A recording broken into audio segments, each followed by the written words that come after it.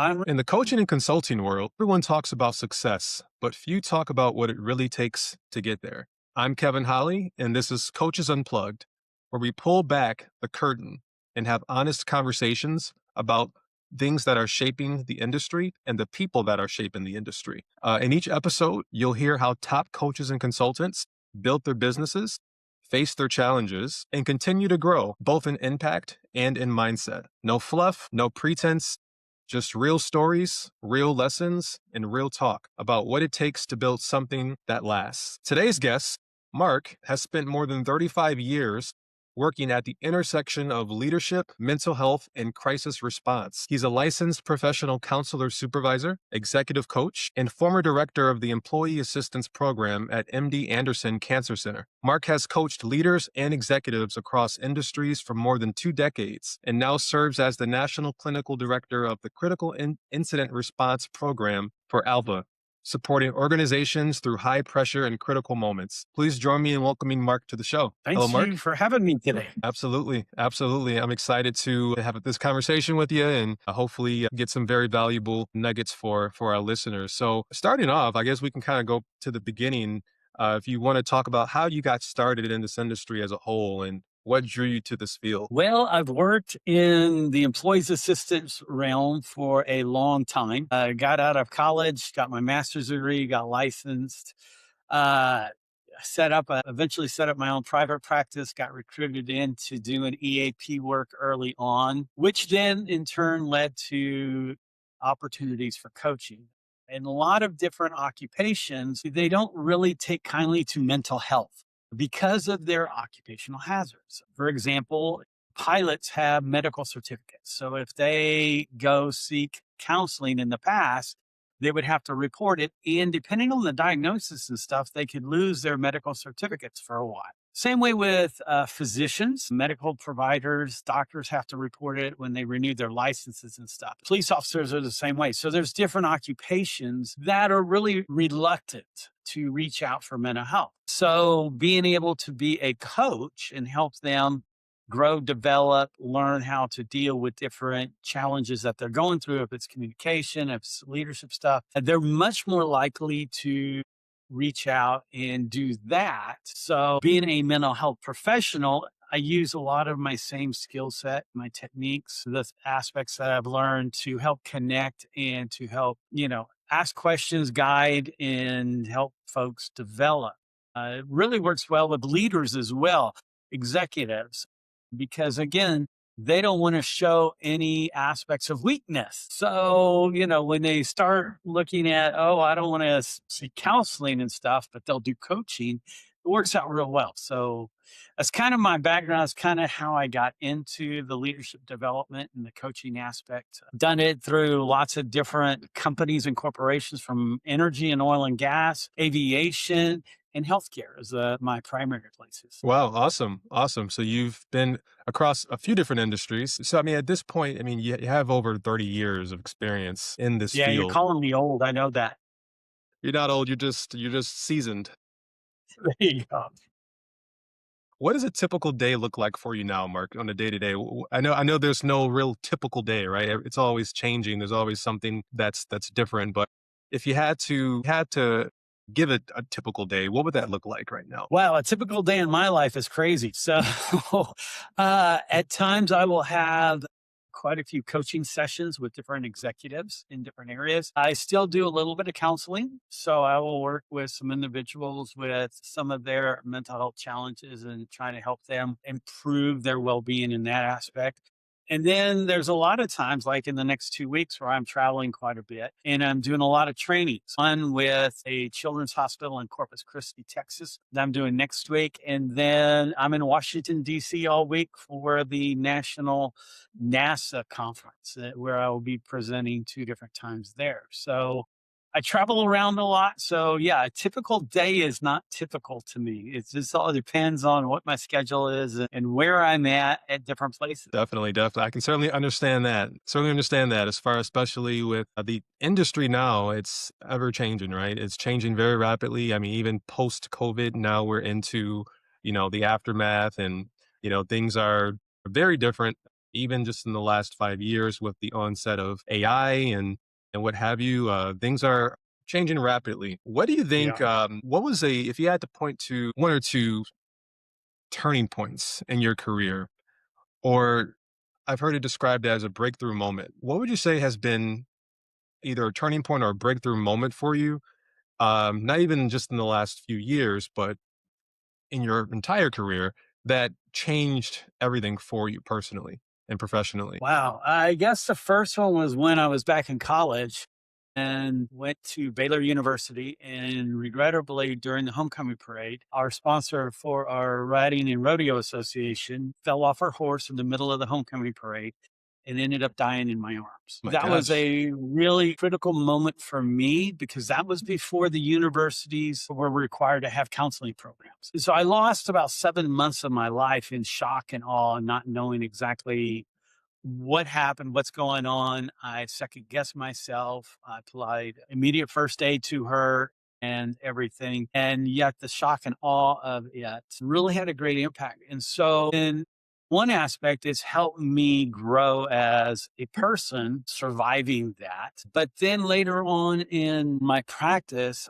I ran across a group, Jeff Mitchell, part of the International Critical Incident Stress Foundation back in the early 80s. Went to a training and he talked about all the symptoms that I went through. And it's like somebody finally understood me. And Yeah. so one of the things that I do now is a lot of critical incident response. We work with critical incident stress management in the hopes that I can help prevent people going through stuff that I went through. And so it really did give me a great purpose, a great calling for kind of what I do. Crisis management, dealing with individuals that have gone through critical incident stressors, first responders. I do a lot in aviation, believe it or not. There's quite a few things that happen. I've responded to every major plane crash in the United States since 2005. Got a specialized team. And so helping people understand that there are normal responses to very abnormal situations that they go through, and they don't have to go through it alone. So I do a lot of teaching on peer support, both in aviation, first responders, and in healthcare. That's why I'm going down to Corpus Christi to the Children's Hospital to help them develop and talk about their peer support programs and stuff. So that was a major thing that happened in my life. Getting into EAP was a natural aspect of that critical response. Working in the oil and gas industry, working in chemical plants when there was explosions or accidents or things like that, working with teams were, to me, again, it's a way of giving back and helping people in my community be able to survive crazy situations in their life and understand, all right, there's normal responses that normal people have. But if you don't know them, then you think you're going crazy. And that's not always the case. Yeah, some people may struggle a little bit more. God help our first responders, and especially in today's world, are, those that are serving in the military because they experience stuff daily and stuff. And so understanding having a support system around them to cope with that is imperative. The other aspects that has really impacted my career is with all the changes in the world. You talked about AI. I'm one that it scares the crud out of me, but I'm looking forward to it, if that makes sense. We went through the time where, when I was growing up, I learned how to do computer program on a T80, Radio Shack and stuff. And it's like, that was a long time ago.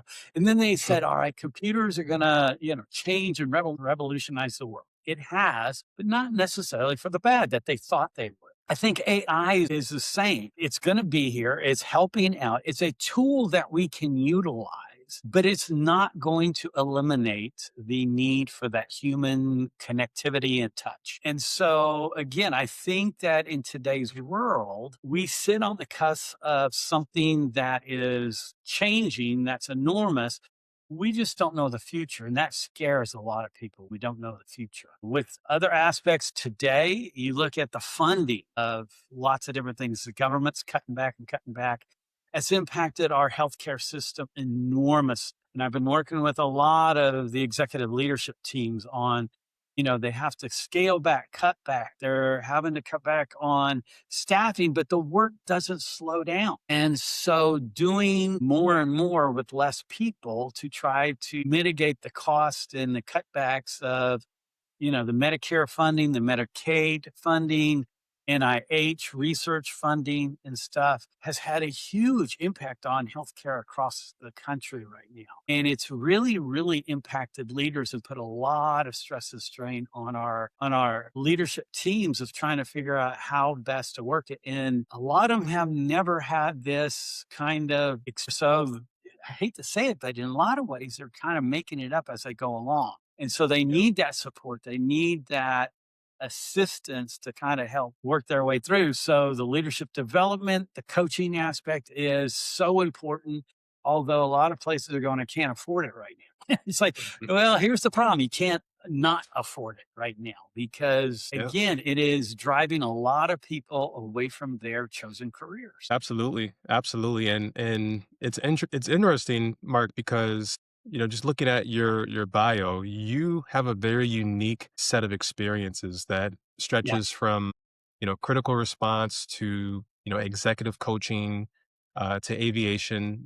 We talk to a lot of coaches, and not many of them have that combination of experiences. We talk to a lot of coaches who they do executive coaching, but it's really more so for, C-suite executives, and they're really, helping them to understand big picture and increase their bottom line. Rarely is it a matter of life or death. In your situation, though, you have experience with actual both ends, right? Life or death Yeah. situations with critical response, as well as just improving as a person, as a leader, things like that. So, how do you balance both? How do you keep things in perspective with what's critical, what's essentially, for lack of a better word, what's life or death versus, you know, not, for example? How do you keep The that in first thing is, perspective? I get to use my skills as listening. Again, it's for me, coaching is client centered. It's all about them and what their needs are. Normally, when I work with those in C suites, either in oil and gas or it may be in healthcare or aviation, those that are at the very, very top, they're surrounded by so many people. And yet, when I sit down and talk with them, the first thing I recognize is that they are all alone. And that's a pretty scary thing that, yeah, they have a lot of people, but they cannot go out and be vulnerable. They can't share a lot of what's going on with them, the challenges in communication aspect, professionalism. Sometimes that can be a big challenge in today's world. Everybody's frustrated. Everybody's, acting out. Healthcare, you know, workplace violence is out of control. And so our leaders are looking at how do I support my employees under me in the different areas with all the craziness going on, and yet give them that hope and stability in some aspects. And it can be a very lonely process. So, yeah, the combination. Yeah, a lot of the executive coaches come from the business world. So they look at sales, they look at numbers, they look at productivity. I can do that. But most of my clients reach out to me, not necessarily because of that, but because they're going, hey, can you help me deal with the problems? Having those difficult conversations. Can you help me look at, maybe even succession planning? I'm working Yeah. for a very, very difficult supervisor. My boss is not the easiest one to deal with. So, how do I work with that? How do I deal with that? And so, it's dealing with some of the intellectual, the psychological aspects of well being, and how do I advance and take care of myself in today's world. And executives, don't always have that opportunity to talk to each other because they're so busy and stuff. And Yeah. again, you don't show weakness to those that are competing against you for the next job. And so I Exactly. find that they reach out to me because of my skill set, because I have some of that mental health background and stuff, but I can help them think their way through and kind of strategize with them on how to address their challenges that they have and what are some of the options because sometimes they just feel so stuck. So my questioning helps them get them unstuck. Exactly. Exactly. You basically, it's like you hold up a mirror to them and just show them who they are and what they may be lacking to in order to grow. Right. That's really what part of what a coach does. Right. Yeah. That's awesome. What are I let them you know know I we ask the dumb questions. The stupid ones stay inside, but I always ask them the dumb questions because a lot of times when they're stuck, they don't even see some of the different options. And so just asking some questions and helping them, again, expand their visual cues and stuff can be very, Definitely, definitely. Let's navigate to some of the pain points that are taking place right now. We already talked about a few of them. Mark, what are some other challenges that you see coaches facing right now as a whole? for coaches. I mean, again, companies and corporations are cutting back. A lot of my folks here in Houston, the oil and gas industries have been laying off for the last year and a half. Well, when that happens, there is a great need for coaching and helping those that survive and deal with, the difficult situations. But companies and corporations don't want to spend the money for it. And so those in coaching, the market has slowed way down because oil and gas companies aren't willing to pay for those support services when they're laying people off. Healthcare, same way. The aspect of the cut in funding by the government and all that has really put a sting on hospitals and stuff. I've got lots of them say, Mark, we would love to, contract with you and utilize your services and your coaching services and stuff to help those that are still here and also help with retention of those that are here.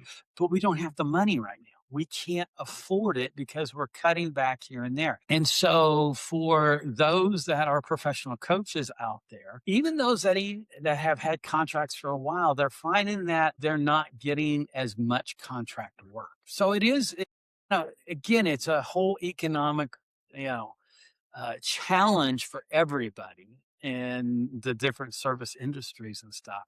That's where, one of the aspects that when I talk to my fellow coaches and stuff, because I meet with different groups and stuff, everybody's saying that, it's been tough. Now, I think 2026, I hope, is going to be a little bit better, but now, with the state of the economy and the state of the world, everything is unpredictable again this year. Where I think, at the beginning of the year, I thought, all right, hopefully it's going to settle down now. Last year, 2025 was really, really challenging. But I Yep. think lots of people are hopeful still. I'm still hopeful. I'm still optimistic. I'm just not sure when it may kind of turn that corner and be better. Right, right. No, that's definitely a valid point. If you just look back the last few months at how much has changed from us turning over the year from 2025 into 26, and then now it's just, if you turn on the news or just, look on the internet, there's so much. Like you mentioned, there's so much, unpredictability and just almost chaos in a lot of different ways that, of course, affects every industry, including the coaching and consulting industry specifically. As far as your business and your career, what would you say is working for you well right now? And then, secondly, Mark, what would be something that has been frustrating for you personally? What's working well is I have great relationships. Lots of people talk about networking. I hate networking. Networking to me is somebody utilizing me for a purpose and to make money. All right.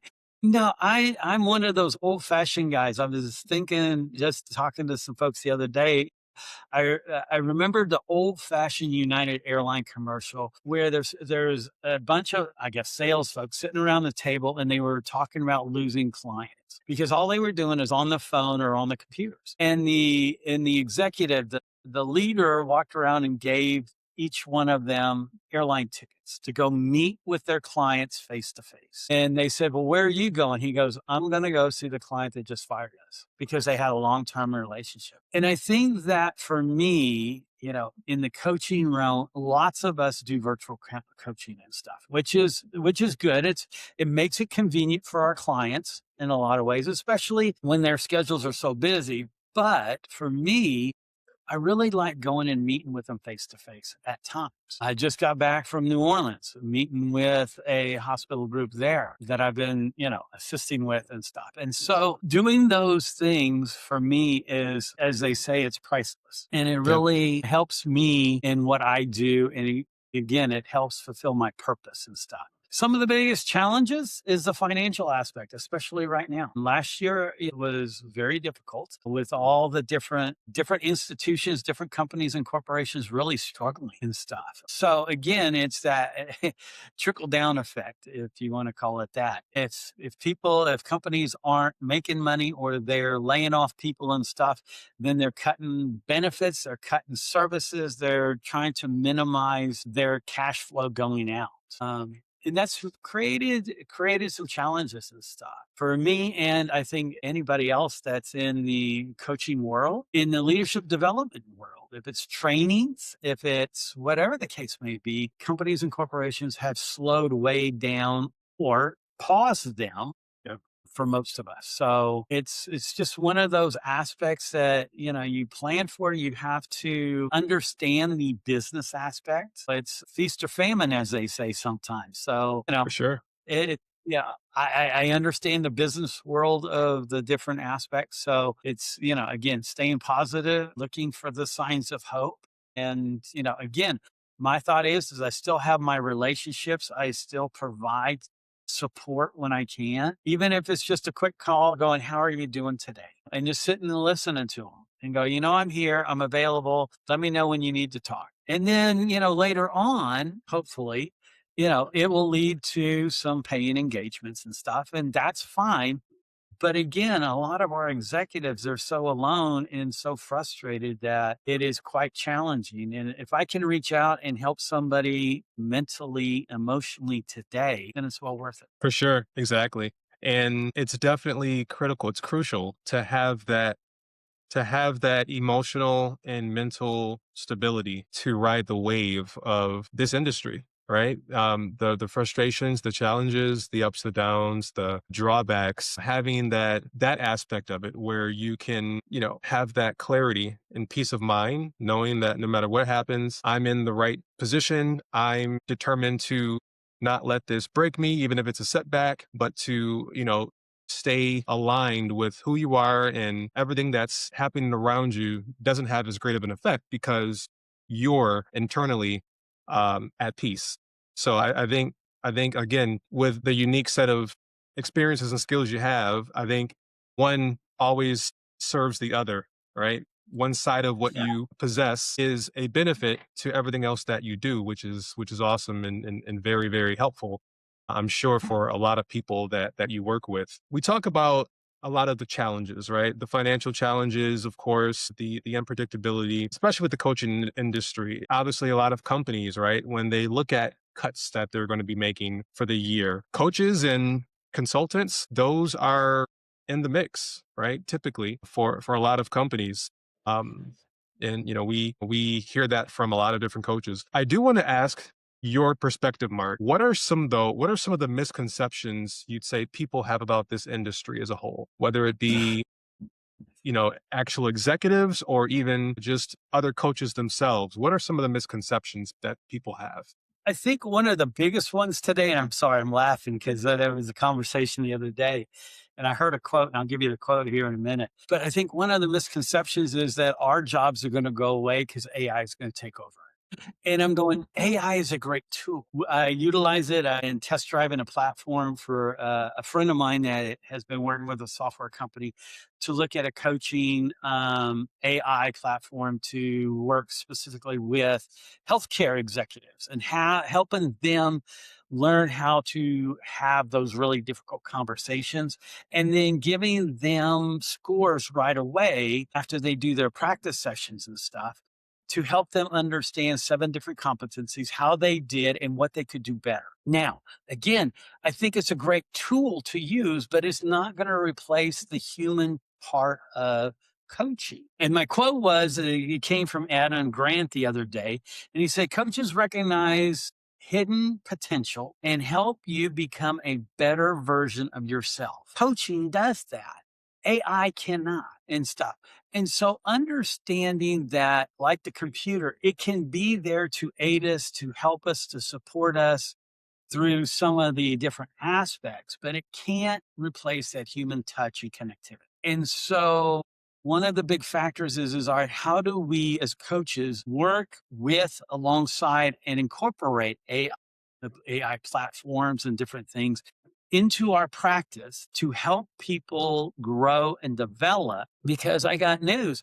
If I meet with somebody even every other week, then what are they doing in between? If I can have them occasionally practice on an AI platform to help them better their communication skills, their techniques, their empathy, then when we do sit and talk, then I can utilize those scores.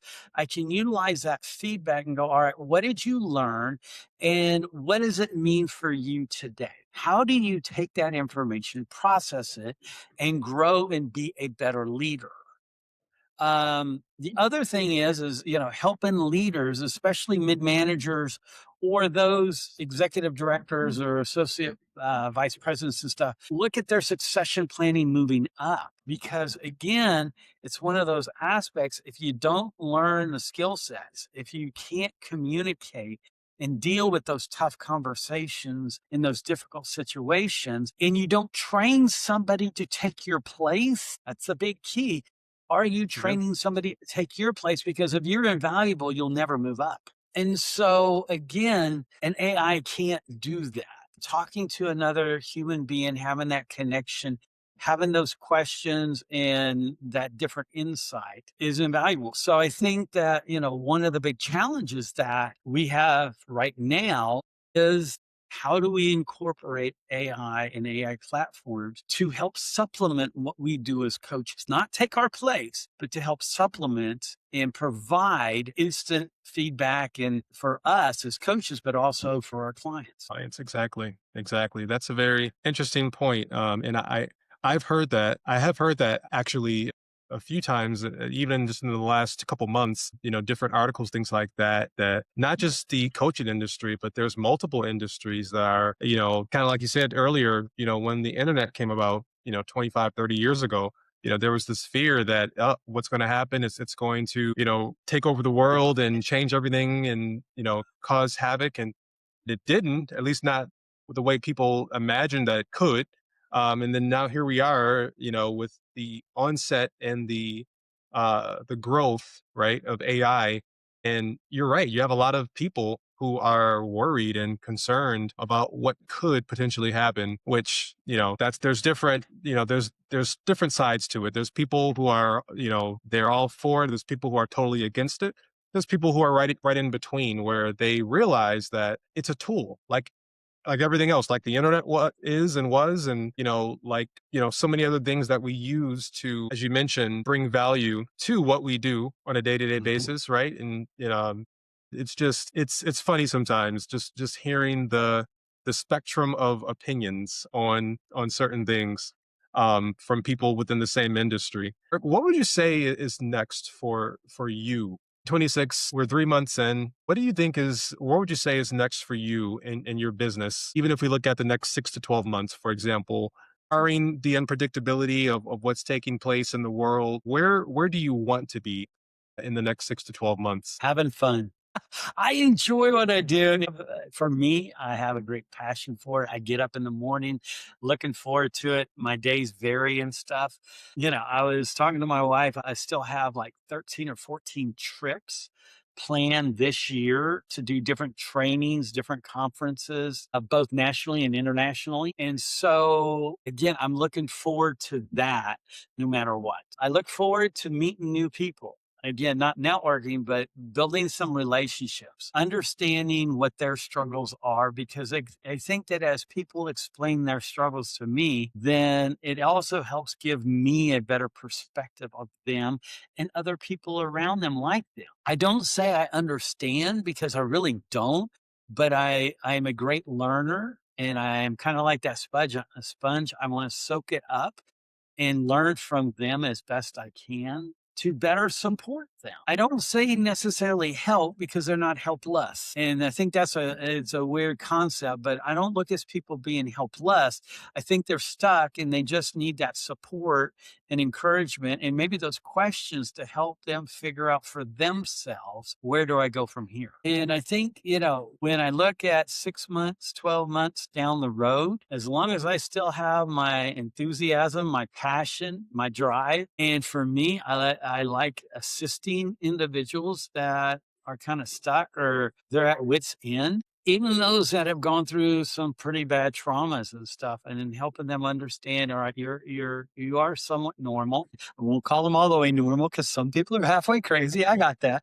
But they're still mainly normal, and they're coping with things in a very normal way, and yet they think they're going crazy. And so if I can encourage them and just be there, and I tell people, I walk alongside of you during your journey. You have to do it, but I'm there. You don't have to do it alone. And again, that's part of the aspects of looking at peers and that peer support that can be so, so important for their ability to survive and thrive. And so, as long as I can breathe and I can have fun doing this and I enjoy it, 6 months, 12 months, 3 years, 5 years, 10 years down the road, I still want to be doing what I'm doing. Absolutely. Absolutely. That's what's important.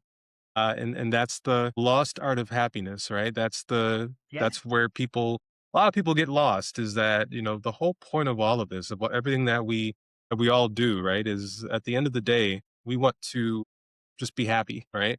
Yeah.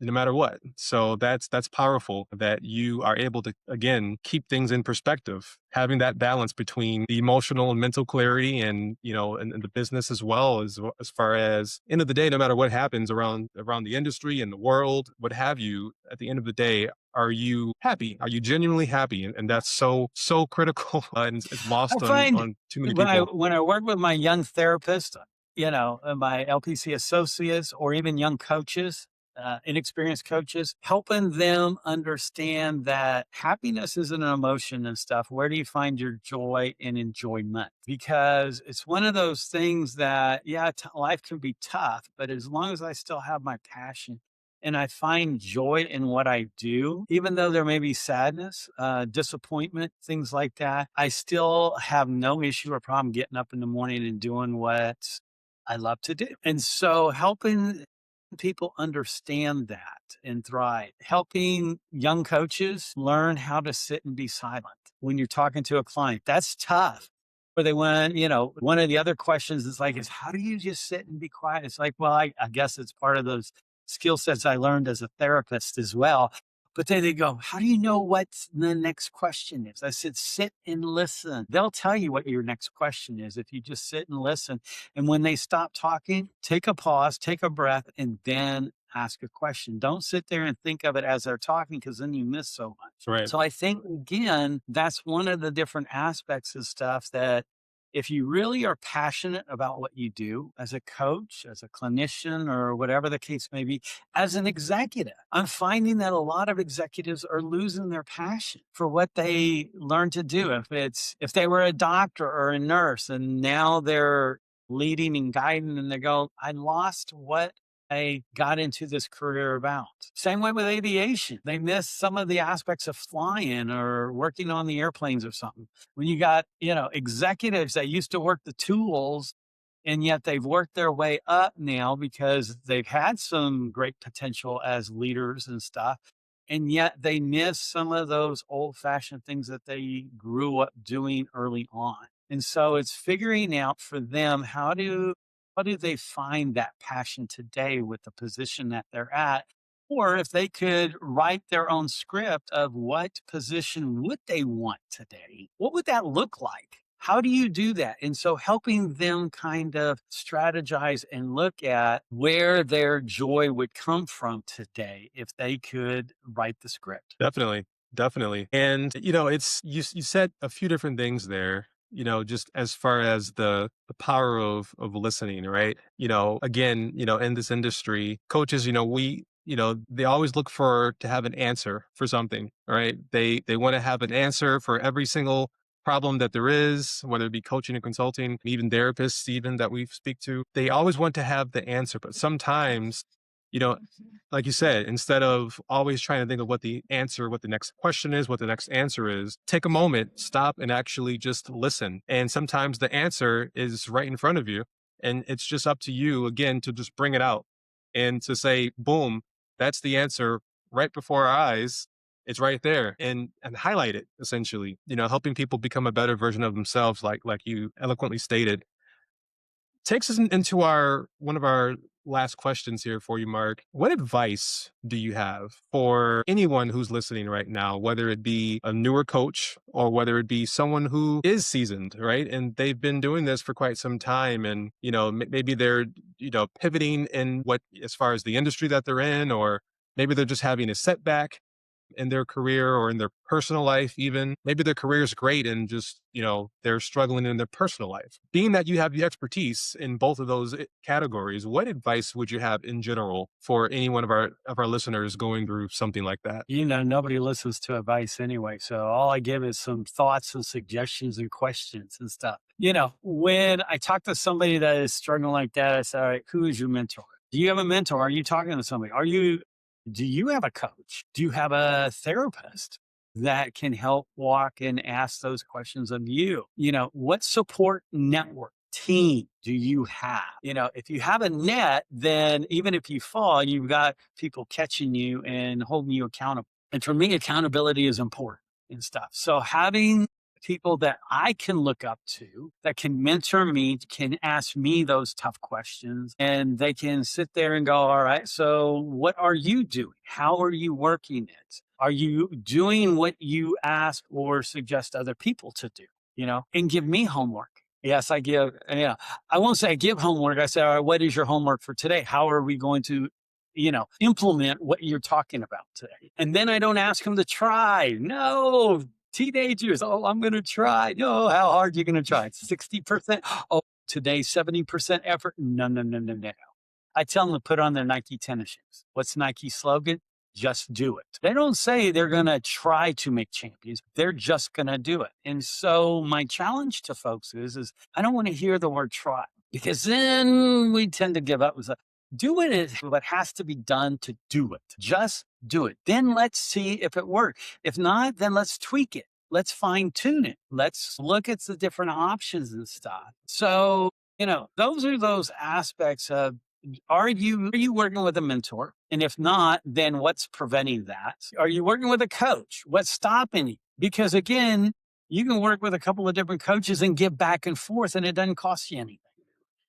Are you working with a therapist, or have you thought about going through, if you have an EAP, Employees Assistance Program, it's free. Do it. Go to somebody, have that support system available to you, reach out, and you can get support, and then you can also offer that support to others. And again, the old adage is always better to give than to receive. I think it is that in this profession as well, because again, we get such gratitude when we're able to see growth and progress from somebody else. It's like, wow, that little seed really does help out in the long run. Absolutely. So that would be my suggestion for anybody in this profession. Is all right. Go with any or all of those aspects. Awesome. Awesome. Very, very well put. Mark, where can listeners connect with you? Where can they stay up to date with any of your latest suggestions or insights? I'm on LinkedIn. There's different social media platforms and stuff. I'm on LinkedIn. Look me up there. I post every once in a while. I do a lot of comments. I do a lot of congratulations. Again, I want people to know that, when they accomplish something, that people really do appreciate their hard work and recognize that stuff. I do have a webpage. If somebody wants to look me up and kind of see all the different craziness that I do, it's markberglpc.com. They can look me up. It's got my email, my phone numbers and stuff, ways to reach out to me and stuff. And, through LinkedIn or through my webpage and stuff, if nothing else, just say, hey, hello, thanks for whatever. Or if they have a question, I'll respond to them. I have no problem with that either. So yeah, those are the two easiest ways to get a hold of me. Or, if you go to conferences and stuff, look me up, because a lot of times I'm traveling around the different conferences, both here in the US and in Canada and stuff. So I get around. So, enjoy it. Awesome, awesome. Well, Mark, thank you so much for sharing. You've shared a wealth of insight during these last few minutes here, and it's been great to hear and to do some deep soul searching and thinking as far as for our listeners. I'm sure they'll extract a lot of value from this conversation. And to our listeners, thank you all for listening and for being part of this conversation that's redefining what it means to grow, lead, and create impact. If today's episode resonated, please share it, follow along, and keep the energy moving forward. Because the future of coaching and consulting isn't written by chance, it's written by those willing to evolve. I'm Kevan Hollie, and until next time, keep building extraordinary.